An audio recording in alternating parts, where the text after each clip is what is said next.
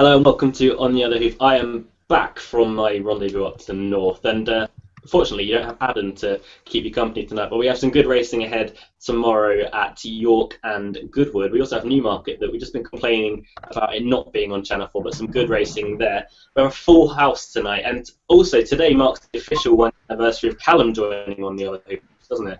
It does, yeah. I was going to mention that. I don't know if you. We won't get emotional because we've got emotional about everything the last 2 nights. So we were similarly late that day for the video. So as Adam said, I had to start off the video with saying your name and then asking if I said it right. And then I said to Adam if we were going for sort of the same run of things again through the year, would he tip 19 consecutive nap losers?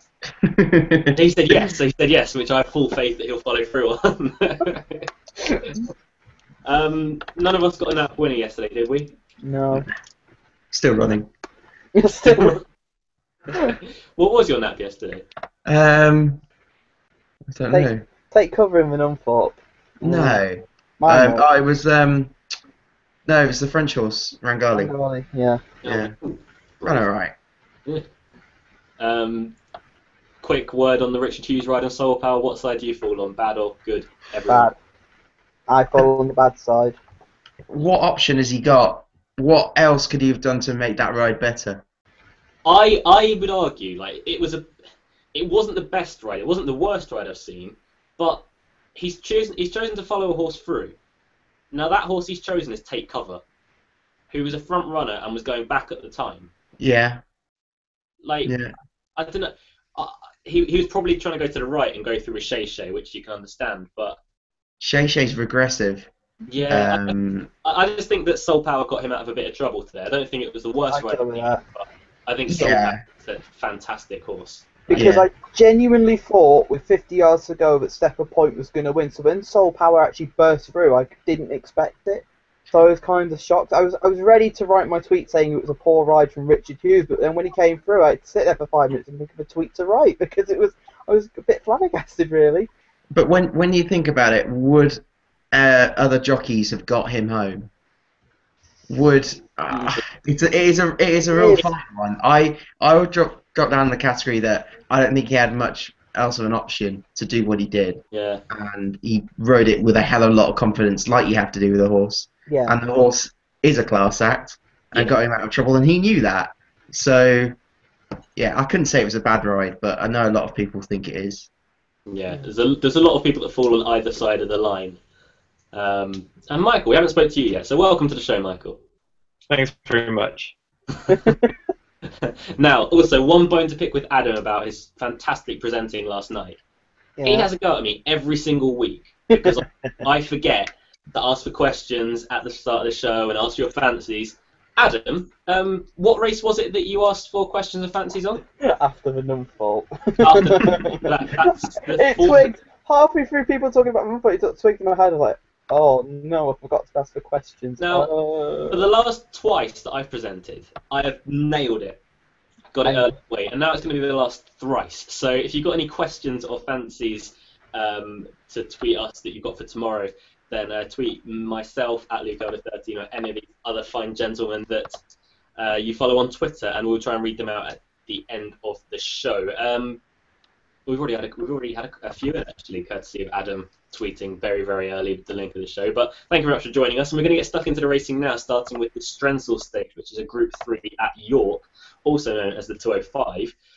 Farage looks almost progressive again. I know, Adam, you're a bit of a fan of the horse, aren't you? Well, I was. I remember putting him up in a handicap at the start of the season and thinking that he was actually quite well handicapped that day. Unfortunately, I got the wrong day because then he went on a winning spree at Epsom and York. So, deeply and understandably, you got him beat. Yeah, I got him beat. I have a knack of doing that. I get horses beat in handicaps and then they go on and progress further than what I could have even imagined. So, I'm pretty good at doing that. I think Farage is a worthy favourite, but I actually want to take him. I probably want to take him on with Graphic, who has done nothing wrong this season, and was, I think, the first race on the flat that we covered this year at Doncaster, which he won. He's since been to France and won a Group 3 over there with under Frankie Dettori, and I just think that he's got the beating of Farage tomorrow, although Farage has improved this season. Yeah, that's fair enough. I think he has improved no end as well. Mikey. Michael. Yeah. I don't really know where to start with this race. Farage, I must admit, I think I have a kind of, I just don't like it just because he shares a name with the pronunciation of a Pratt. So I really struggle to actually warm to the horse just because of that. So we're just going to ignore Farage at 7-4. And I think Graphics the horse to beat here. Beat Custom Cut. Four starts ago now. At Doncaster. And Graphic obviously won last time out, as Adam said. The second horse, Pilot, came third in a Group 3 since. That form hasn't exactly been franked, but hasn't gone down in grade. And I think Graphic's a really solid shot for Ryan Moore and Willie Haggis. Farage has got to step up. Custom Cut. It's predictable that I like Custom Cut at the beginning of the season before he went on his and won his treble. But nothing you can do about that. I don't like the horse anymore, so we'll go with Graphic. I really think Graphic's the horse to beat, and I think 5-1's actually really generous about him. So you've actually got a reason for not really warming to Farage. I've never warmed to Graphic, and I've absolutely no reason for it. For some reason, I've just never got on with the horse. But one that I'm going to put up tentatively is one that you guys actually haven't mentioned yet. Is a Trade Storm for Qatar Racing, who are in the news today, with obviously Jamie Spencer moving up in the ranks and stopping riding altogether, and Harry Bentley being given the boot at the end of the year. Oisin Murphy and Andrea Staney, yeah. I wanted to say Sylvester de Souza because you had him. Rather Silva, but yeah, I'm going for Trade Storm. I mean, this is probably a bit of a weaker race than he usually runs. And I remember last year he was fancied to serve it up to Wise Dan. Since then, he's been to Maida and come back, finished second to Professor, which is okay for him. He'll have to step up on that, but after a break, you imagine he may have needed that run. So 9-2, I think, is a fair enough price. Ground would be no problem for him. So I will give Trade Storm a chance tomorrow, and I'm sure Callum's going to completely disagree with me. Oh no, I wouldn't totally disagree with you at all. Trade Storm, don't know, did okay in Maidan this year. Probably his form wasn't as strong as it was last year, but he ran a promising return at Haydock when he was clearly not fully fit. And if Custom Cut and Graphic, both notable front runners, if they kind of cut at each other's throats at front, then he could well pick them up and beat them. And with no rain about, I think he's got a good chance. But I think the market's got it pretty much spot on. And Farage is the most likely winner for me, mainly because he's unpenalised, whereas Graphic and Custom Cut both have £4 penalties, and I think that could be the key difference. His York winning the John Smith's Cup off 111 was an impressive weight carrying performance, but the form really isn't up to much, if I'm perfectly honest. They've really, nothing's got into it from behind. He's been perfectly placed the whole way, and he's beaten a horse in Zane Eagle who's been well beaten since in a similar handicap. Or lesser handicap, so it's not it's not great form, but the horse is clearly on the upgrade again after a bit of a lull. I mean, he's a Winter Derby winner. Every time I talk about this horse, remember he's a Winter Derby winner, but he's now showing that form on turf and over an extended mile near 9 furlongs. He's the one to beat tomorrow for me, so I can't see past Farage, to be honest, but for a Group 3, it's a good little race. Yeah, it's very, very competitive for a full, small field race. Phil Dinsdale, my man. He says, them lot were, and without me, he says, them lot without you were useless last night. And I'm really tempted to just cut the tweet there and not read what's after that. But he's just said that it was poor tipping. He said it was poor tipping by you guys from today's racing. Which I think is a bit... Well, to be fair, we got towards the end of the video, which we'll talk about a bit later, because there's a couple of tweets that came in. I thought I got right towards the end of the card. Yeah, well, you got after Channel 4. I've been awful. So don't listen to what I say. I've been completely out of form. Well, Adam did do best yesterday. Which is shocking. You know it's a bad day when I do the best, so... You did do well, though. But be better. I gave the maiden winner a good mention, although I didn't think we'd see that, because Luffy Kamani's not one first time out that usually has a 2-year-old winner, so I was quite surprised that he actually won. Girlfriend's come home and has stolen my beer. Oh dear. Sucks. We'll move on to the 220 at Goodwood, the Whiteley Clinic Prestige Stakes at Phillies Group 3. I mentioned before the video, that I had no idea what wins this, and I'm still not really any the wiser. So, Callum, if you would care to enlighten me about it, please. I might struggle, to be honest. Malabar is a filly I rate quite highly. Second on debut was a pretty promising effort, but she built on that considerably when fourth to Cursory Glance in the Albany, and made no mistake next time at Ascot form, which is working out pretty solid. And she just looks one that's going to improve in time and improve for extra distance. And I think without doubt she's the one to beat tomorrow. But the only thing that puts me off is the fact that Efflorescence was so impressive on debut, and the form of that is working just as well, if not better. The second's gone and won since. I think the third and the fourth have run really well since, maybe even both of them have won. And she just looked a really smart horse, one from the front, looked to have a real engine. And I think a track like Goodwood would really suit her, and maybe doesn't suit Malabar just as much. But I do think Malabar is the best horse on a probably a more fairer track. So it's between the two for me. Publilia, pretty impressive last time out, but has to step up. And Zafina, again, winning a nursery, albeit a good one. This is a real step up from that. She's got £16 on official ratings behind Malabar. So if I put anything up, I put Malabar if I had to. But Efflorescence is a massive danger, and the market again has got it pretty spot on. Yeah, it would be a no bet race for me, really, as we're watching brief. But I would give an each way shout to Zyphina, who, from that nursery Callum mentioned, obviously it wouldn't be the ideal sort of path into a race like this. But from that, and Lace hasn't really run her race since. Didn't run shockingly bad, but I think was made to look a lot worse by Prize Exhibit at Nottingham. And Prize Exhibit was actually in that race back and forth. And New Providence as well was one that you'll know from York this week, who ran a mighty race in the sprint in the sales race. Yeah. Ran a really nice race in there. So the form is okay to it, but Zyphina just looks one that will progress over time. Sort of around the 8-1 mark, I think could be a decent each way shout, but it's not really a race that I'd be getting too stuck into, if I'm perfectly honest with you. Michael, have you got any view on the race?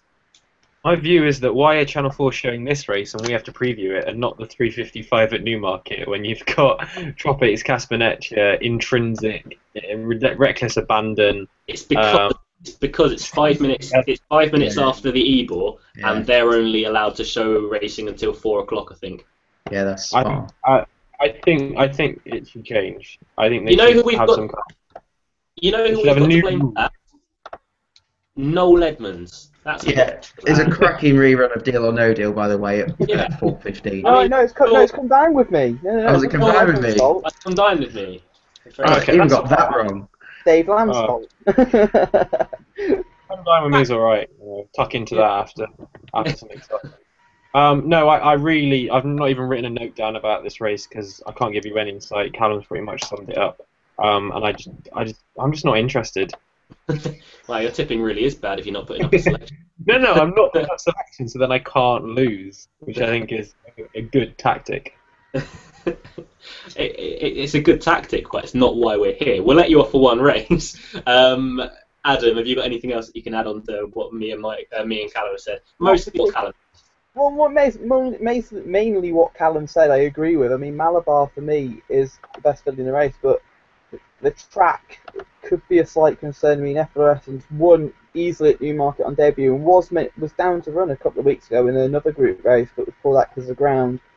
They're the two that I would be mainly concentrating on in the race, and if I had to go for a selection, it would be Efflorescence, who is still unbeaten after her debut success at Newmarket, and I think there is improvement to come, but with how Godolphin have been this year, that is a slight concern. So, is Malabar? Is she the one that broke the track record at Ascot? Yeah, I'm pretty sure. Willie Twiston Davis rode it. Oh yeah, because I remember now, because he got if you break the track record, you get a watch. That's it. And they were wondering if every connection got it, and I think the groom got one as well. So yeah. Yeah. Yeah. They're both good horses, but I side with the Godolphin runner tentatively. Yeah. Not a race I'd be throwing my money at. So. I don't think you can have much of a strong fancy in this. Dark Crusader we've seen at York this week won the Melroy last year, and that's exactly what is up next. The 240, sorry, at York, the Betfred and Melroy's handicap. There's a horse up at the top of this I know that Callum is a big fan of in Connecticut. However, it is price-wise. I'm not sure whether Callum knows that. Yeah, too. You do. So we're not going to get the live reaction of your distaste. No, the price is still similar. I mean, it was 6-1 before, and still about 6-1. I think still It's 5 to 6-1. 2. I see 5 to 2. 5-2? Yeah. No, cannot be. What I'm 5 to seeing 1. on Sporting Life, they've got the Sky Bet prices up, and that's 5 to 2. Well, either Sky Bet have taken a significant stance, or that cannot be 5-2. I'd be shocked. Yeah, I'm seeing 5, 6s, 11 to 2. If they're 5 to 2, there's something wrong. Unless it's a predicted price at the off, I don't know. No, it's on the side, so it's meant to be their live prices. 5-1 here. Maybe Sporting Life are taking the people who run the Racing Post website. Yeah. What's that? Seedless Stars is in this race. What? Yeah, Callum, what were you saying before I rudely interrupted you? No, I'm a huge Connecticut fan. The horse just looks group class for me, and I know he's off top weight. He's giving the whole field £9 and quite a few pretty good handicappers £9. But there's more to come up in trip, and I really like him. He loves the ground. He's already won here at York in a race that is working out really well. Donny Rover won the other day. Arabian Comet was in behind. Farooqar was in behind as well. And Penhill, who it runs in this too. So that is rock solid form over 10 furlongs. But he's got to stay. I think he stays. There's more than enough hope on pedigree. There's plenty of dangers. Rocket Ship's been winning twice at lesser tracks and from the front, and has to go in with a chance. Battersea broke his maiden in a good race last time. Captain Morley's one I've got on my radar, but I think he wants softer ground, and I'd say the same for Penhill as well, who is off worse terms with Adventure Seeker, who beat him at this track earlier in the season. Adventure Seeker would be the one I'd be interested in at a price at 14-1, and I think he's price-wise as well. He is. He should be fine in terms of stamina. I think he'll stay well, and the way he won that day at York was really impressive. He hadn't run for 3 months, and for 3 months after that until he ran at Goodwood. Looked like he needed the run, to be honest, and this should put him more than fit for that. So Connecticut, I'm definitely backing at 5-6-1. But Adventure Seeker at 14s, I think, is a fair price if he's that. Still, no, he's not. He's 11s. I might leave him. He's 14s with Paddy Power. No, he's not. I'm looking at Oddschecker. He's 9s with Paddy Power. Oh my word. Yeah, Racing Post haven't updated any of their odds, so they've still got the odds from about Wait 2 a hours ago. second. You're saying that the Racing Post website isn't doing what it should be? No, shock, isn't it? Shock. Has Connecticut running off 49s tomorrow? No, it doesn't. No, you're having me on. You have me on. Michael, this is your kind of race. We might get a selection out of you this time. Well, you can have 3 if you want. I thought No, I want one. I want one. if I didn't have any on the other, I thought I could have more time on this one. Start off with Battersea, the shortest price of my 3. I was really impressed with that run last time out, beating Oasis Fantasy. And also was beaten the time before by Maiden Rio only narrowly. And in fact, actually, Maiden Rio was behind that time, wasn't it? I can't believe Maiden Rio's already had that many runs. Blimey.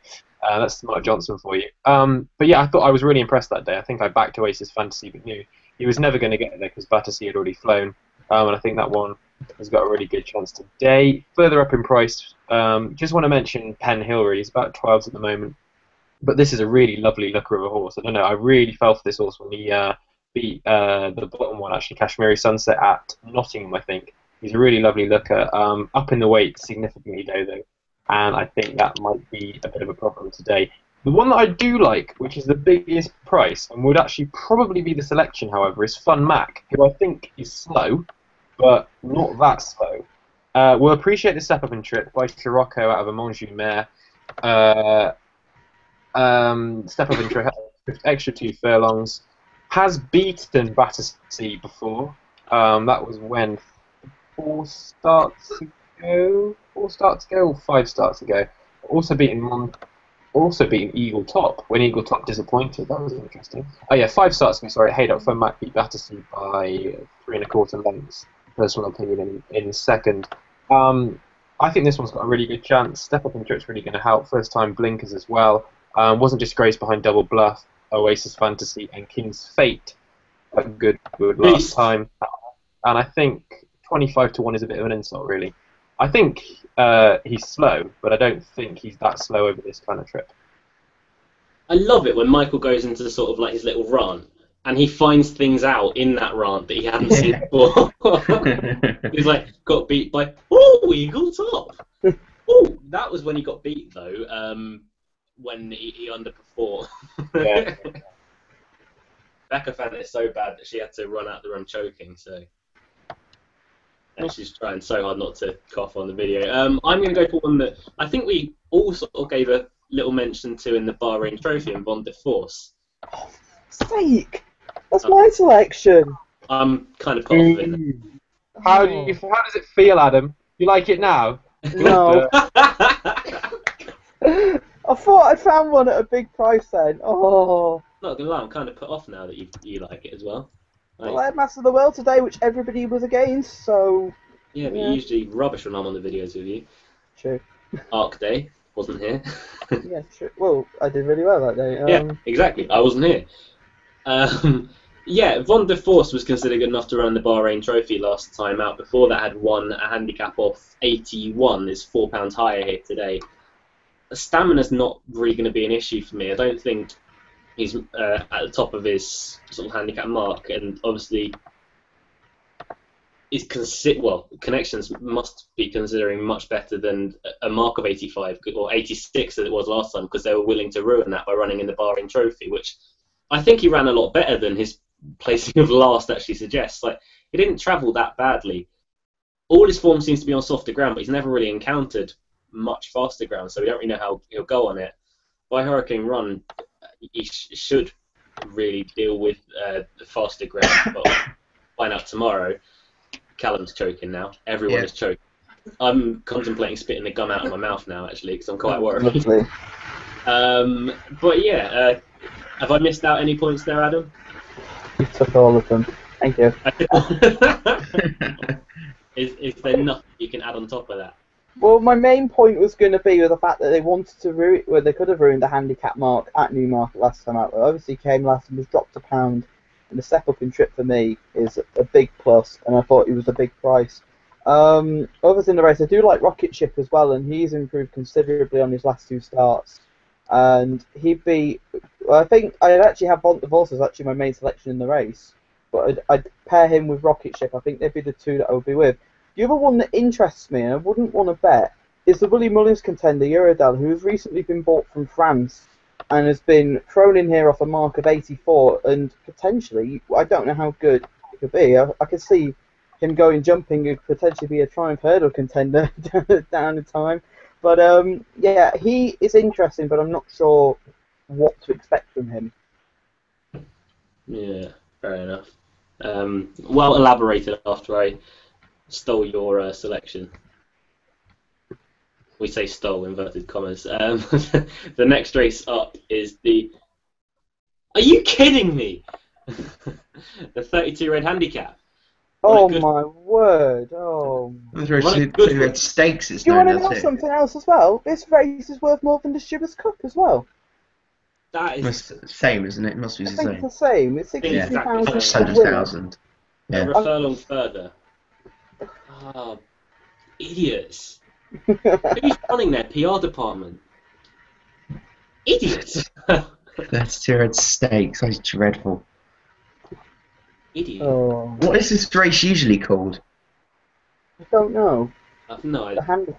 I just know it's a 7 furlong handicap run on Ebor Day now. So I remember Music Master got beat in this last year. I know Magic City got beaten it a year ago as well. No, And Magic City won it.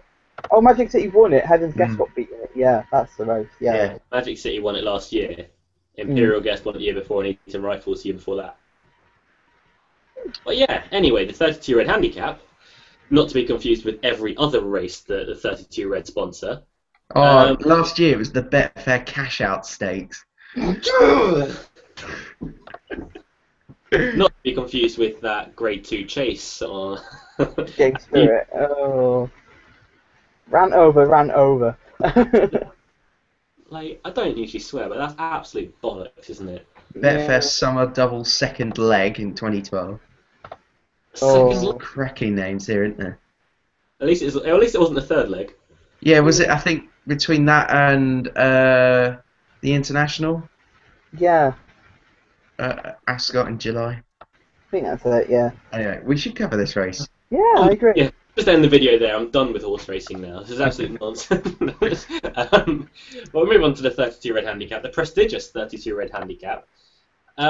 It's a wide open race. Dark Emerald's a horse that I know me and Callum liked and didn't like so much after it got beat on Shergar Cup Day. Would you be giving Dark Emerald much of a chance today, or have you sort of given up with that one now, Callum?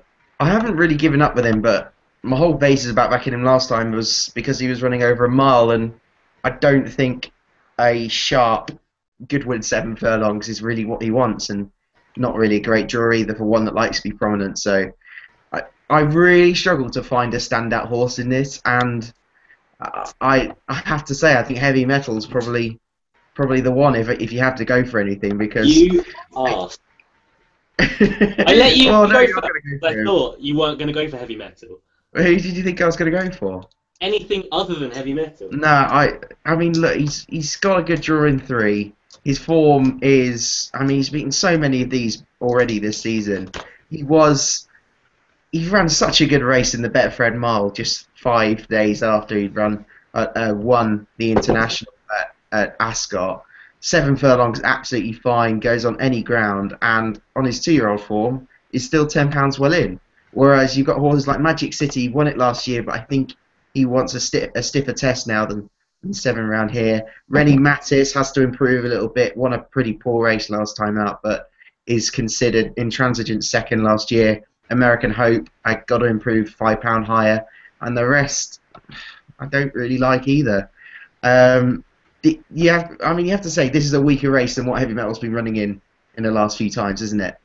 Yeah. And if it is, which I think it is, then he's got to be the one. Such an arse. Sorry. I was contemplating going first, and no one would steal it.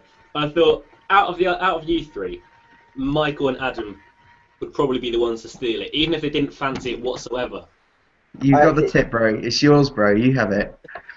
It's been mine for way too long now.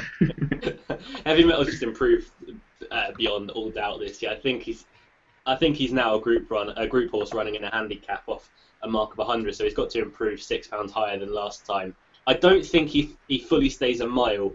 Whether he will next year is a possibility, but there's also he doesn't do anything in front, which is quite ironic to say about a Mark Johnston horse. He got to the front a little bit too early last time out in the mile race at Goodwood, and he was holding on grimly from Red Avenger, who Adam cried about. Red Avenger didn't really boost that form yesterday, ran okay, but I don't know. I think with more patient waiting tactics from Joe Fanning tomorrow, I think Heavy Metal will prove much better than a mark of 100. And this also doesn't look the strongest of races. Louis the Pious is one at the top that always seems to run his race in this kind of event. But of the rest, I couldn't really put one up against him. Maybe Silent Bullet, cheap piece first time, disappointed me a little bit actually. But no, off the rest, I really couldn't get too stuck into anything. So Heavy Metal is a really confident selection for me tomorrow, and hopefully he can prove to be group class in the future. But how many big group races there are over 7 furlongs, I'm not sure. We'll go to Adam next. Okay, well, I'm not going for Heavy Metal, you'll be pleased to hear. I am really, really keen on American Hope, who was in front everywhere bar the line last time out at Ascot, and I fancied him that day as well. I think the drop-in trip is a plus, and I also think he is another that is potential listed group class. More listed, I'd say. Group 3, I think, would be his limit, but I think he's a very nice horse. The only slight concern I have is the draw, but apart from that, I think back down to 7, I think he's got a huge chance, and both his runs on turf have been really good, so American Hope for me. Well, hopefully, American Hope will be the one that's being tailgated by Heavy Metal in the last furlong. Banning Pounce. Michael. Yeah, I must admit, I agree with what Callum says. There's not actually a huge amount of depth to this race, and you know, Heavy Metal's got obviously boasts the best form. I haven't quite seen what the he's 7-1 favourite. Okay. Yeah, I think the market's pretty much got it right. The top 4 in my head are Heavy Metal, American Hope, Magic City, and Ready Mattis. That's going to be pretty dull, isn't it? Yeah, those are the 4 for me. Rennie Mattis has definitely got to improve, but I do think Magic City loves Goodwood. I understand the dropping trip is definitely a negative, considering you didn't quite get there last time out behind Red Avenger, haha, Adam, and Heavy Metal. You're not going to do a haha Luke, or? Oh yeah, we'll do haha Luke as well. Not as much as me, because I think my horse came 5th, Belgian Bill. Haha, Michael. Michael. Where did Callum Come on, finish? Callum, join in the fun. Haha, Michael. Where did yours finish in that race? This is great banter. It really is. Oh no, not timing Partridge. as Callum takes a drink of water. I'm just gonna take my money because I had a nap on Adam selecting American Hope, so I'm just gonna take that money home. I think American Hope is going to improve. That was a really good run behind Monjul last time out, but it's just too trappy for me. It's just there's too much there, and I know that's one of Callum's phrases, but I'm really struggling. I think I'll keep my money for something else, or probably need to save it for university. You know it's bad when the handicap expert says that keep your money in your pocket. Oh dear. That is bad, isn't it? Has Callum not copyrighted the word trappy yet? Yeah, I was just about to say, hashtag copyright. You would make an absolute bomb out of Greyhound presenters. It's a trappy race for greyhounds. Yeah. Trappy racer at the traps. Moving on to the Irish Thoroughbred Marketing Gimcrack Stakes. Now this is a Group 2, but it had the potential to be such a good race, and it's not a bad event by all amounts, but it's not what it could have been. I'm sure Callum will be the first one to protest that. Yeah. But Beacon is a horse that Adam Webb very much likes, so Adam, we'll get you out of the way first. Well, the problem is, I like Beacon, but I'm also a big fan of Bifaralga, and I can't split the pair. That's the problem. I really like both of them. I mean, Beacon, I'm not going to say he was unlucky at Goodwood last time out, and they've already got, I'm not so sure about, but 5 furlongs for me at Goodwood was too sharp for him. Step up to 6 would be ideal. Bifaralga's done it at 5 and 6 furlongs, and I can't split them. I really can't split them. I might even just go as far as saying a reverse forecast in this race, because I think both of them, for me, are the 2 standouts in the race. I mean, obviously you've got Jungle Cat who is consistent, and you've got some unbeaten like Fendale and Accepted, but I just think that the 2 Hannon horses are the ones to be siding with in this race. What I want to say about Bifaralga, is that Norfolk a really bad race? Potentially, but even kind of still impressive. Alam Emirati, then Snapshots the Great Wall Mukmar. It's not much. Yeah, it's not great, is it? Like, and then you take the 4 Snapshots as well, who was up with the pace. Like it was a suicidal pace up front, wasn't it? Yeah, it was. And then you look at Snapshots and Mukmal, who were both beaten convincingly by Beacon next time out. So on that strict form line, there's very little between them. Yeah, it's just I don't know what to think of Bifaralga. I was shocked it won the Norfolk last time, but oh well. Yeah, I was as well. Yeah. Michael. Yeah, I'm a big Bifaralga fan. Won at Royal Ascot when I won the tipping competition. Just so you all remember that.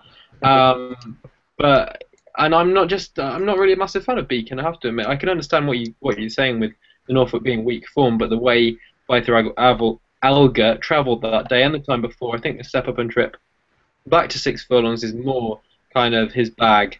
But I think Beacon is a good challenger, but there's nothing else there. And I think Bytha Alga, I think £3 is not quite enough to get him beat tomorrow, and I'll be going with Bytha Alga. Obviously, Beacon I would expect to come second, and then good luck being third. That's probably where the value is, really. Alan Amarati was really disappointing last time at Goodwood when he probably should have been a lot closer, if not winning. And there's nothing really that excites me. Perhaps some of the more inexperienced horses like Accepted or Fendale or Glen Almond, all unbeaten from their 5 starts in total, could progress, but we don't know anything at the moment. I think Bytha Alga and Beacon are both far ahead of them at the moment.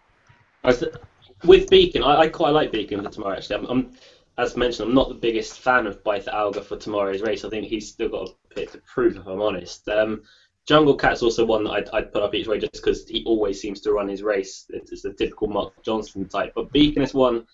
I think the ground was too fast last time. It's going to be a little bit softer tomorrow, but not by much. But also, he doesn't look like a 5 furlong horse at all. Me and Adam saw him at Sandown, and he's a quirky customer for sure. Beacon was the one that Richard Hughes wanted to get saddled in the saddling boxes, wasn't it? Yeah, it was, and then he got on in the parade ring, and he still booked and kicked. So he doesn't like anyone being on his back, sort of due to health and safety. Yeah, you're not allowed to get on in the saddling enclosure, unfortunately. But he's just a quirky character, but he's lovable, really. He's a big old thing, which isn't really a typical 5 furlong horse. I think he got away with it at Sandown because it's a very stiff 5 there, beating Mukmar, Snapshots, and I can't remember what the other horse was. But last time I think came undone because it is a lightning fast 5 at Goodwood, probably one of the fastest in the country behind Epsom probably. Up to 6 furlongs I think is a really sort of positive move, and Ryan Moore in the saddle as well I think is an even more positive move, taking nothing away from Richard Hughes obviously, but Ryan Moore is riding better than anyone in the world probably, as is always the case. So for me, Beacon, and I'd actually have Jungle Cat to chase Beacon home over Bytha Alga. Sticking with Bytha Alga though, Callum? I'm not going to have a bet in the race. Just one point I wanted to make. While I was looking at this race, I'm 99% sure that it said that Beacon was ridden by Jim Crowley. Yes, it did, because Ryan Moore was booked to ride the Great War, and the Great War is a non-runner and runs instead. That's why Jim Crowley was booked. That's cleared that up then. I thought that was a bit surprising. Yeah, and also looking at jockey bookings, I was surprised Hughes has gone to Goodwood. If he thought that Beacon was pretty special. That's the thing we were talking about beforehand, though. If he thought Beacon was a good thing, why isn't he here? But then at Newmarket, he could have gone there to ride Intrinsic, who he said himself is probably a Group 1 horse. Yeah, but he's probably retained by Hannon, isn't he? So he probably wouldn't have gone to Newmarket second. What's Magic City? Really? No. I'm trying to think what else there could be, but he is riding Magic City tomorrow. Yeah, he is, but surely they wouldn't take him down there for Magic City over Beacon. He's just got a more solid book of rides at Goodwood. I don't know. Yeah, probably that. I'm sure it's probably the kind of thing we're trying to read too much into it. But yeah, I don't know. It's an interesting point, but Ryan Moore, not complain at all. Callum, back to you again because I interrupted you again. That's all right. Yeah, the 2 Hannon horses are the ones on form. Are the ones to beat. I think Jungle Cat. I don't back Johnson horses at York, especially at the Ebor meeting. That's my absolute no-no. So I think Jungle Cat might struggle tomorrow. I think Fendale is quite interesting. I really rate this horse, and he's won 2 races at Beverley and Musselburgh. He beat Terrington Star last time at Musselburgh. Was well on top at the line. Really needs 6 furlongs. He's a half brother to Sayer, but he really needs 6 furlongs already. And I just think he could run quite well at 8-1. Opposing the 2 Hannon horses, who I think are good, but probably not world beaters. He's probably not a world beater either, Fendale, but I think he has the potential to be just as good, if not better. So 8-1 Fendale, I think is a pretty fair price. Yeah, fair enough. Moving back down to Goodwood now for the 3:30 there. the Doom Bar Celebration Mile, which is Group 2. A decent little event, I thought, this one. There's Captain Cat, who won the Sovereign Stakes really, really nicely for me. Belgian Bill, who I'm sure Michael will give some sort of mention to, as he will Chill the Kite, who's been price-wise. But yeah, it's not a bad little event for this. But we'll start off with Michael, actually. Yeah, another race I haven't really managed to work out what horse I actually like the most, because we've got a few old favourites in here. Obviously, Belgian Bill been really frustrating this year. Should have, if all things had gone right, should have won some big handicap so far. Was third behind Gabriel's Lad in the Victoria Cup, and then didn't have much luck in the Royal Hunt Cup, and then was only a length behind Red Avenger last time over this course and distance. Step up to a Group 2, though. I don't think he's that good. I don't think he's good enough to win this race with Captain Cat, who managed to win after a break with that amount of weight. Oh, no, sorry, he didn't have that much weight. Sorry, it was another horse. I think Captain Cat is really progressive and has been running really well this year. Belgian Bill is more of a Class 2 handicapper, in my opinion. Chill the Kite, who I said when he won at Newbury was a group horse in a handicap, and that duly came true, but was really disappointing last time. You'll have to forgive that, but only after a week later, they must be really confident about him bouncing back. Hors de Combat was second last time behind Wannabe Yours at the Glorious meeting. I don't know, I haven't really decided. What about Carlo? Probably needs it a bit softer. I think Captain Cat is the most solid horse, and I don't think I'll be having a bet, but I can't put you off Captain Cat. All the others have a few question marks over them, and I think Captain Cat is the solid one. Yeah. Just quickly relating back to our last race, Private Sean has tweeted in saying Hughes has gone for Songcraft. Now that's a Godolphin horse, isn't it? No, it's just because he fancies it, probably. And it's Godolphin, and it's been abroad, guaranteed. It's been abroad. Foreigners. Oh. Yeah. Private Sean. Yeah, back to the Celebration Mile. Callum, are you with Captain Cat? I'd be pretty surprised if he was beat, to be honest. Really impressed by his Sovereign Stakes win. I thought he did it like a very, very good horse, and he's quite quickly jumped the ranks. I mean, he's rated 86 he won off 86 on the 31st of October last year. So in 9 months' time, he's now rated 115, and is a favourite for a Group 2. And I think thoroughly deserves to be a favourite for the Group 2. Hasn't run many times this season, so he's pretty fresh. Around his rivals, and only 9 days ago, but I think he should be fine. And when you've got a £56,000 prize, which wouldn't take much winning, then I think you've got to take it. The ground, he gets his ground as well and needs fast ground, so I think all boxer ticks, to be honest. The only thing that worried me was the lack of pace in the race. I mean, everything generally likes to be held up in the race. Hors de Combat, Chill the Kite, Bow Creek could probably go forward. Master Carpenter maybe as well, but Carlo?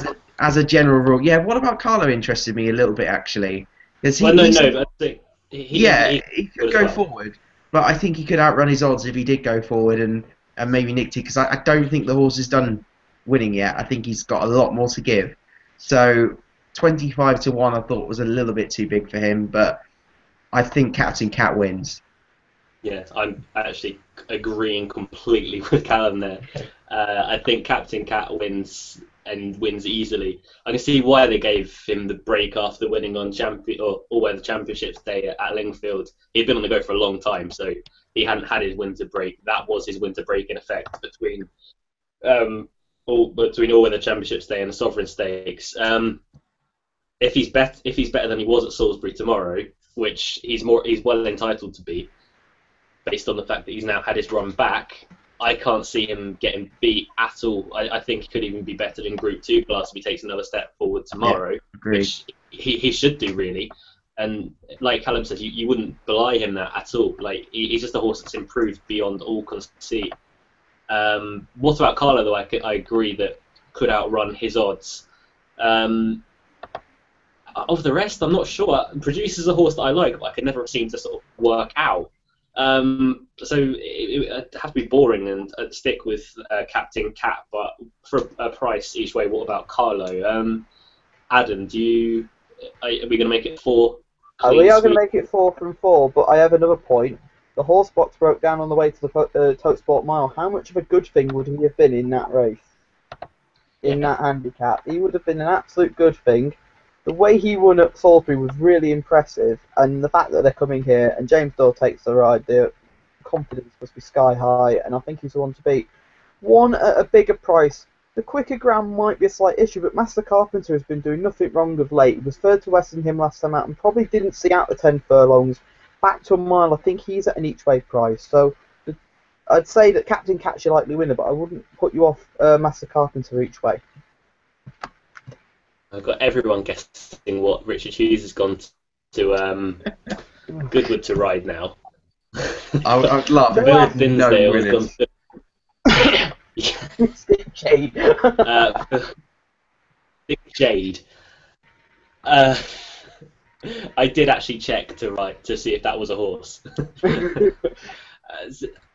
I don't know. Everyone I think could guess a different horse. Mystic Jade in the Maiden.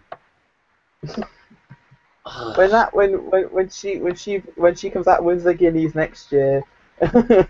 Nah. Mystic Jade for Simon Nana and Richard Hanna. So at least he's got the right yard, unlike Brian Sean. Yeah. I don't know. This is just messing with my head now. We've all spoke about the Celebration Mile, haven't we? That's how much it's messing with my head. I don't even know who's talking now. Yeah. You've had a day off, Luke, and you've just completely lost it. It was a long day yesterday, I'm telling you. Long day. Good luck tomorrow morning. Yay!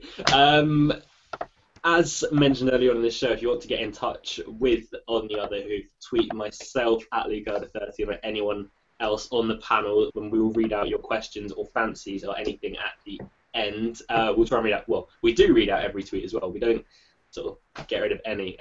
The coat guy hasn't taken the mick out my curtains yet, which I'm very disappointed by. He seems to be a regular on this show now. We're moving on to the last and final race that we're going to be covering that Channel 4 are showing anyway. The 350 at York, also known as the Betfred Ebor. Now, Adam has been on about one horse for the Ebor for a long time, and it got price-wise anti-post. And that was right down at the bottom. He just sneaked in the weights. Mighty Yar. I've been sweating and I've been having nightmares that he wouldn't get into the race. He gets in at number 20, which I'm relieved about. He went into my notebook for this race as soon as he crossed the line when he was second to King's Fate at York. And King's Fate is a horse I really like, Luke really likes. The thing is that not many things went right for both horses in that race. I mean, King's Fate was a bit of a colt. He basically just pulled his way. He didn't behave. Mighty Yard basically tripped coming out of the stalls, and for me, to get as close as he did to King's Fate that day over a trip that I think is probably a bit on the short side for him now, I thought it was a hell of a run. He goes up in trip. Forget the run over a mile and 6 that he had at Nottingham at the start of the year. He was entitled to come on for that, and plus he didn't like the soft ground. He's won at Newmarket, and I just really, really fancy him for this race, and I've liked him since that July handicap, and ever since that handicap as well. King's Fate has been one for the ledger, and we'll talk about him in a bit. But I'm really, really sweet on Mighty R, and you look at the others. I mean, Palisator for me, he's a worthy favourite, but he's too short, and that draw in the car park will put me straight off. I mean, I know Pat Smullen got short squeeze across and held him up, but you can't do that with Palisator. For me, he takes a bit of winding up, and you can't. I don't think he's a hold-up horse. You couldn't ride him and drop him 15 lengths out the back. Although, as Callum will make the point, in the Ebor, you need a hold-up horse. Mighty R is a hold-up horse. But with that point, I have got a couple of front runners have done well and finished place, like Tactician a couple of years ago, and Warringar off top weight, nearly holding on and finishing, I think, 5th, when an unbelievable performance. But it tends to go to a hold-up horse, and Mighty R for me ticks all the boxes and can give Lady Cecil a second win in the race after Tiger Cliff a year ago. Fair enough.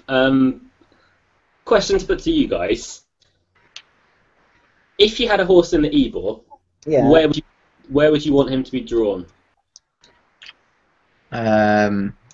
Middle low to to mid. Low Oh, to that's mid. another thing. My TR's drawn 8, and I'm very happy with that as well. Yeah, I think that's that 8 around there. I think Adam's spot on. That 8 would be perfect. Now, I'm not Um, one for trends. I hate trends and stats. But if you are into it, a horse drawn single digits hasn't won this race since 2004 when Mephisto won it for Luca Oh Kamani and my. Darrell Hobbs. Okay. Since then, Sergeant Cecil 18, Mudder Win 14, Purple Moon 14, Centre 16, Dirar 22, Moyen Corniche 10, Willing Foe 16, and Tiger Cliff 18. It's the same with the John Smith's Cup as well. That Yeah. has a remarkable high draw stat. Yeah, strange. So Come for on, me, Mike. I'm going for the horse drawn in stall number 1. So I'm with Retirement Plan, who I saw 2 runs ago at Ascot and thought that he won't be an Abdullah horse for much longer. Then saw Sherbrooke Cup Day when Emma Jane Wilson rode, and he looked a completely different horse when stepped up in trip. They rode him differently that day as well. They pinged him out in front, not for the whole of the race. They just sat him in behind because I can't remember what horse it was, but one wanted to go faster. So they sat him behind, and then at the cutaway when they turned for home, they all fanned out, and he got a dream run and just stayed to the line. Now he drops back 2 furlongs in trip today, which is a slight worry, I guess. But they're going to go so fast here that I do think stamina could potentially win the day. Adam brought up a good point earlier on that horses to win an Ebor, you have to come from the back, which to an extent, yeah, it's true. But I don't know. I think it's just the way the races run sort of every year. It just depends on that, I'd say, more than anything. I think Retirement Plan is a second string for Lady Cecil. Paul Morenon takes a ride. He's been in good, decent form as of late. But it's a much bigger price, 25 to 1. I think it's definitely still unexposed. They remember they thought the world of him in his younger days. But it's more of the rest I couldn't really get excited about too much. Great Hall's one that I've had on my mind for quite a while for the Ebor, ever since going to John Quinn's yard. But of the rest, I really couldn't get excited about a great deal. I've just seen Gabriel's running at a mile 6. Yeah, we've got a question from Private Shauna, which I'll ask later on. You picking up Gabriel? Yeah, it's like Of course, that is actually Gabriel. Yeah, That it's is actually Gabriel. Gabriel. Yeah. It's not Kukash entered the wrong horse in the race. The wrong Gabriel. The wrong Gabriel. You He's couldn't also got blame him. Sujio as well. He's also got Sujio, who I'd give an each way chance to. Yeah. But yeah. Of the rest, I really couldn't get too excited about a lot of them. I know Van Persie's a horse that I've been sort of outspoken about before. I'm just not sure I'm not sure he puts it all in, but he keeps winning. So No, I totally agree with you on that. I don't know what it is about him, isn't it? It just doesn't, just plods. Yeah. Just a plodder. I think I know why. The way I explain the race. Shut up, Adam. The way I explained the race before at Goodwood is that Havana Cooler and Van Persie both got there. And Havana Cooler didn't want to win, so Van Persie went on. Van Persie didn't want to win, so Havana Cooler went on. Then Havana Cooler didn't want to win at the wrong time, so Van Persie eventually came out on top. I'm not really sure I'd side either way. I'd probably rather have Havana Cooler if he actually got into this race, but he missed out by 2. But no, Van Persie for me, this isn't his track at all either. Like, this will really find him out tomorrow. And if he wins, I'll look like an idiot, but I'll be shocked as well at the same time. But yeah, for me, Retirement Plan, I think, is way too big of a price at 25 to 1. Michael, again, this is your kind of race, and you did a massive speech on this last year, didn't you? No, I wasn't here. This was why Callum got Yeah, you were you? I got the gig, yeah. Because Michael was disappearing and went to France. This was the video where we got corrected about every horse in Ebor and why it wouldn't win in the comment section below. Yeah. Every horse he mentioned was awful. Yeah. And he never came back again. He had a go at me for putting up number theory at a price. But number theory, that's not got a chance. Third. Tiger Cliff, that's not got any chance at 1. Yeah, that guy was interesting. Oh. No. He said that the Ebor was a front runner's race, but yet the last front runner to actually win the Ebor was Give the Slip in 2000. So Front Yeah, runners race? They should never have let him front run with a name like that. That's ridiculous. Sorry to go off on a tangent again, but Sean just tweeted me saying hypocrite, hypocrite, hypocrite over again. Don't know What what have I you done that's critical? I don't know. We'll find out. Anyway, going back onto the race that we mentioned previously, there's a horse that I really, really like for what when he made his return, his new connections is Sir Walter Scott. I really, really like this horse. When you look at his pedigree, there's black type all over the place, and he's a half brother to none other than Irish Derby winner Frozen Fire. Was an ex O'Brien horse as well, and there's enough stamina to suggest that this horse, he's been bought by Australian connections. He's probably going to go, if not this year, then next year, hopefully down to Australia, probably for one of the races at the Spring Carnival down there.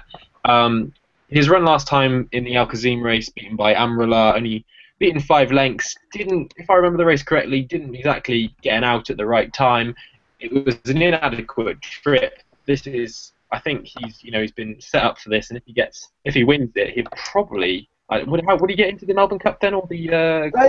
Isn't there a qualifying rule that if you win the Ebor, you actually get into the Melbourne Cup? Because I remember I was doing something the other week with the race conditions, and I think if you finish first or second, I think if you finish placed or you win the Ebor, I think you get like an automatic qualification for the Melbourne Cup. Yeah, that sounds right. Purple Moon won this race and then went on to finish second, heartbreakingly in the Melbourne Cup. Oh. Yeah. And we saw Purple Moon at that's. Yeah, we did. I was just thinking that, Lee. No, I really think this horse has got a really good chance, and I think Luke Kamani's been pretty clever on it. And if he does win, I would not be surprised whatsoever if they do go down to the Melbourne Cup. So yeah, I'm quite confident on this horse. I think he'll stay. He's in. I think when you listed off those draw numbers, Luke, 18 was the most popular one in the recent years. I know you said Tiger Cliff came from it, and a few other horses. And he comes from Stock. Yeah, 18 and 14. So that's Van Persie and Sir Walter Scott. Both owned by Australian connections. Oh no, and 16. OTI Racing have pulled the blinder with their 2 horses and the draw then, according to and 16. So that's Mutual Regard. They both had 2 winners in the last 9 years from each. Right, okay. So yeah, I really, really like Sir Walter Scott. It'd be interesting to see what price he is at the moment for the Melbourne Cup, actually, and the Caulfield Cup, just to have a quick glance at that. Although I do think Caulfield Cup would probably be just a bit on the sharp side, especially on American ground. Of the others, Mighty Yar, I completely agree with what Adam's saying about that horse. I was really taken by him when he won at Newmarket, and then they didn't go fast enough for him next time. He really needs a quick pace, and the step up in trip is definitely going to help. Clever Cookie, I think any Jumps fan wants to back Clever Cookie. Callum's just thinking, oh, that's nice. But I think Clever Cookie's got a really good chance again. He's back over a more adequate trip. And the other one I'm going to have to mention is De Rigueur, who won the race at Haydock, the old Newton Cup. And that one's definitely on the up. I don't think he's strung 2 wins together for a while. So I think he's really improved this year. I know, I take it back, he managed to do one at Wolverhampton in 2012 into 2013, but I think this is a higher quality double for De Rigueur. Those would be my 3, but I think Sir Walter Scott is very much overpriced at about 20 to 1. Yeah, fair enough. I went on for a while because we went off on a tangent. I'm trying to evade sweets thrown by Becca here. I should not have bought her a hug box. Callum, you haven't spoken about the Ebor yet. No, I think I'm going to be on it for a while, unfortunately.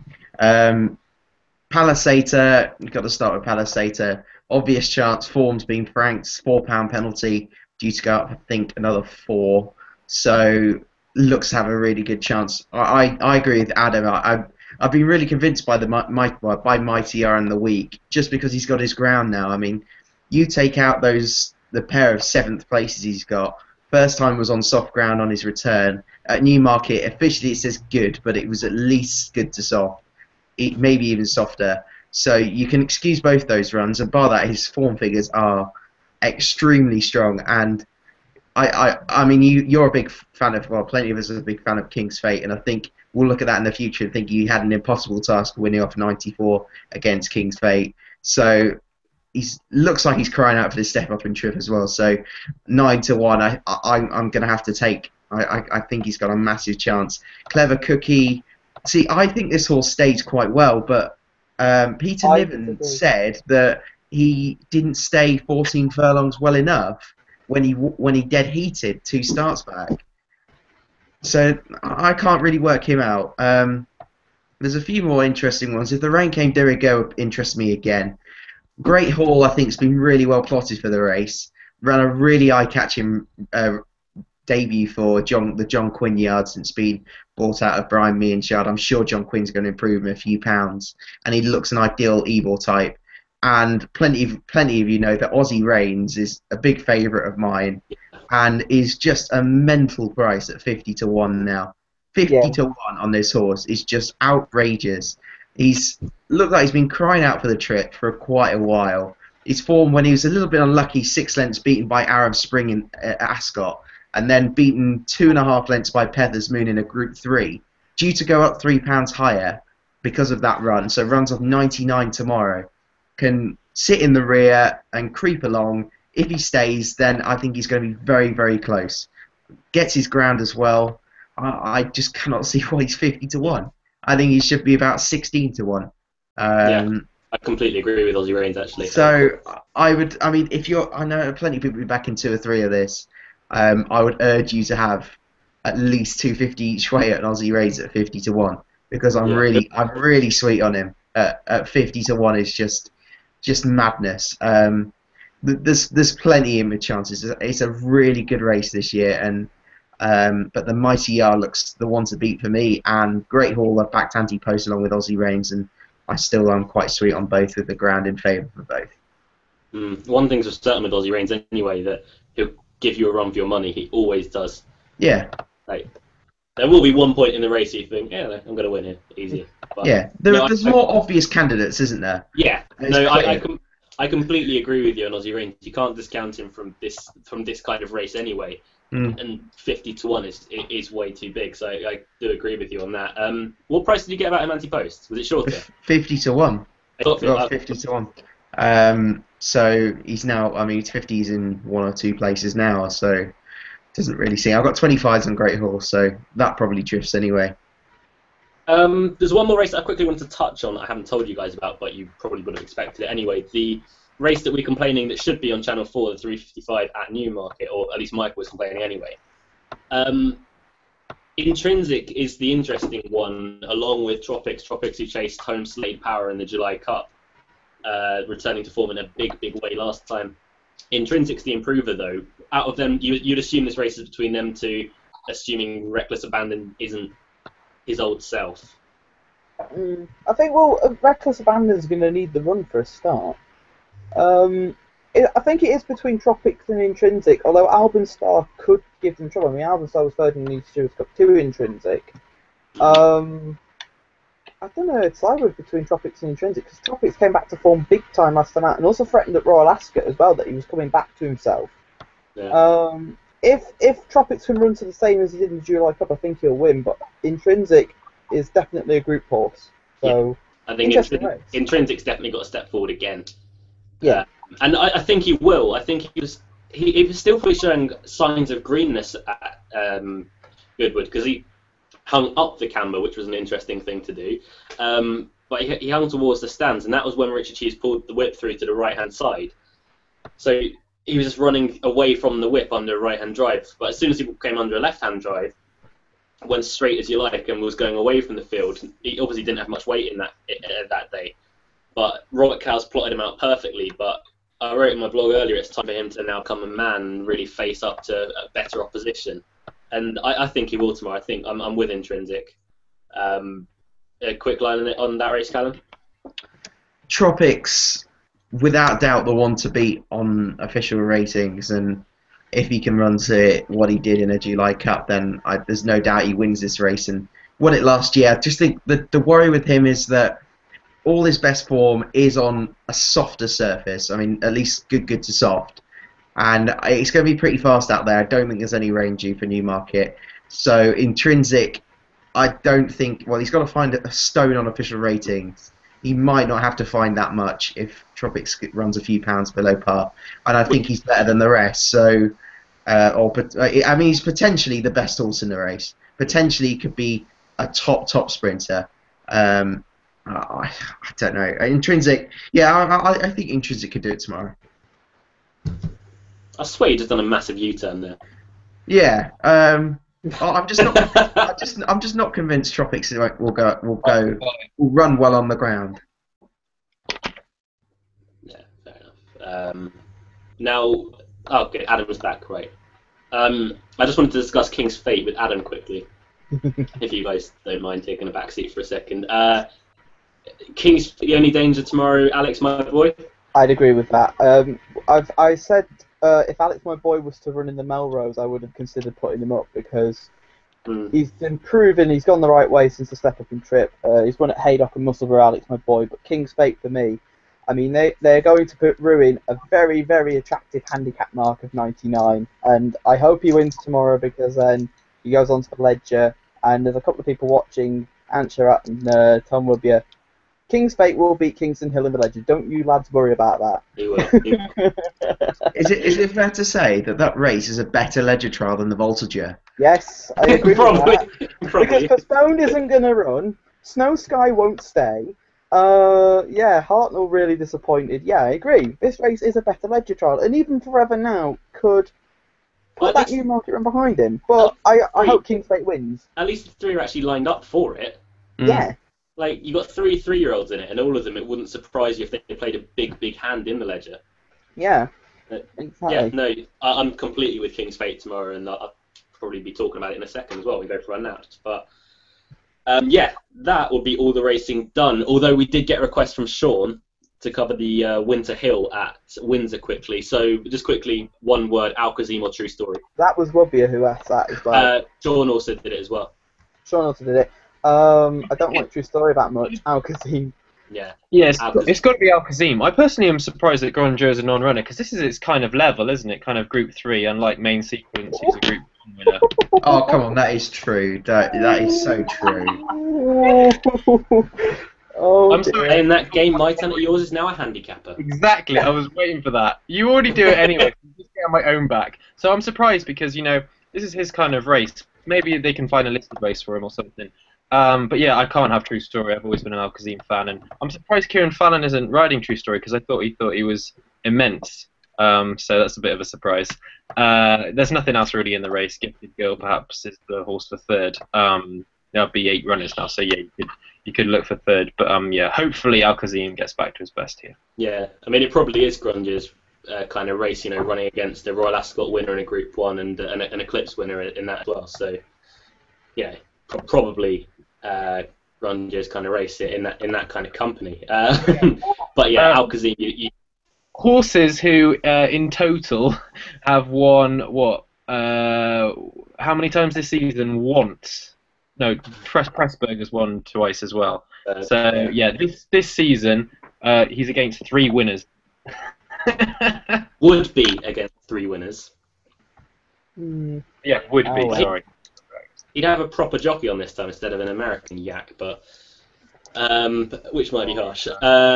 Alcazim should win even if he's not back to his best. Is that what we're saying? Yeah. Yeah. Zambuca each way. That's He's been running so far out of his grade. Well, to be fair, he ran a much better race last time out, and gets a visor on his Maidan form. He's still got a bit to find, but I think he can beat the other 2 that aren't the favourites, and you can see one of those disappointing. So 8 runners in the race at least. So Sambuca, 25-1. Yeah, I wouldn't be off for that. Pressburg's been in cracking form, but this is probably too much for him. Can I mention one more horse at Windsor, just quickly? And actually, it'll be my nap. Actually, Glorious Protector in the listed race. He didn't get into the Ebor, and he would have been an each way fancy in that. He's an interesting horse. He won really well at Newmarket last time out, and the ground will suit perfectly. But he has to win this to consider getting into... Yes, he does, yeah. That's the reason. He's been invited down to Melbourne. He got a Caulfield Cup invite, so yeah. I'd be interested I if was he going went to say, down for the there. Melbourne Cup, he has to win this by about 10 lengths hard on the bridle, but he's got the Caulfield Cup to go, so. Yeah. Right, that's the previews done. Michael, naughty luck of 15 and make it quick. Whiplash Willie, there's one. Yeah, that's good. Whiplash Willie's in there. I must admit, when I've never really been able to empathise with that horse, but after jumping into the sea, I know exactly how he feels. That it hurt a lot. Yeah, I tried to dive and ended up kind of going like groin first. It wasn't comfortable. In the first race at York, Custom Cut, which is another word for a Brazilian, Wet Tail at Newmarket, and also Golden Spear at Redcar at 7 p.m. That's what I've been called before. That's it for the Naughty Lucky 15. I must admit, I really want to go against Glorious Protector for the naps. I really like Renew, was a non-runner last time out when I think I napped it. And I think he's obviously Australian connections as well. I think they've got a similar idea in mind. So I'm really tempted to go with Renew because it's pretty competitive up at York today. So go on then, we'll take on Adam with Renew in the 7:15 at Windsor. I have a quick question for Callum. Can I hear your cat? No, it's the kettle. Oh! Of course it's the kettle. I thought I could hear the cat then. I'm thinking, hang on a minute. Michael, with the Golden Spear, I think you've been called it before, but it should be around sort of like your waist section, not your forehead. Bad joke Friday. What's that? Adam, your nap's Glorious Protector, right? Yes. Right. Callum, your nap? 425 at York, showing character. Tom Duscan horse. Oh, yeah. Absolutely rapid. I'm quite certain him tomorrow. I think he's a very smart and fast horse, and 5 furlongs at York will be right up his street, just like it was for Hot Streak last year. Very similar type who I've backed. Just quickly, we've had some response to something I recently said. King's Fate will beat Kingston Hill from Woodbury. I speak some rubbish, but still, that is complete and utter nonsense. Sorry, but it's true. It's going to happen. Kingston Hill will not stay the ledger. No. That's a question that we're going to have to answer in a minute, because he asked a question about the ledger, but we'll come back to that. Kingston Hill is a bridesmaid, which is very harsh. My nap in the 440 at Goodwood, King's Fate, who we spoke about endlessly. I don't think I need to go on. If you really want to read it all again, you can go read our blog. So, King's Fate, and he'll also win the ledger as well for anyone that's concerned about that. Right then, questions from people. So long, this video. I know. Yeah, I know. Let's get these questions done, and then we'll be done. Right, what was the question that Wobber asked, Adam? He's asked a couple, actually. He asked the most recent one he asked me. Let me just get it up. I didn't mean it like that. Lamar Lad runs again tomorrow at York. You immature people, bloody hell, right? Lamar Lad runs again tomorrow at York. Do you fancy him again? The only successful punt you had at Haydock.